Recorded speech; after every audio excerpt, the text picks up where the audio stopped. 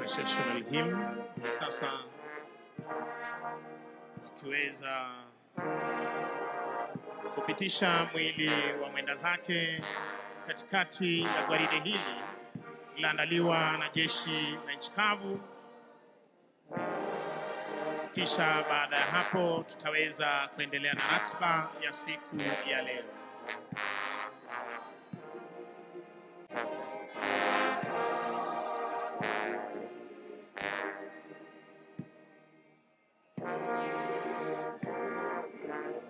Heshima hizi za kitaifa siku hii ya leo.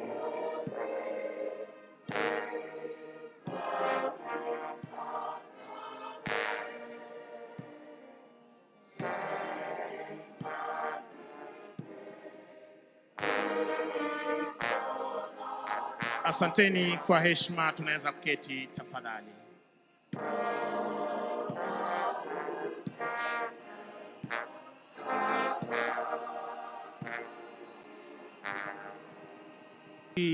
Rebecca Nyandeng, Vice President of the Republic of South Sudan and Chairperson of the Youth and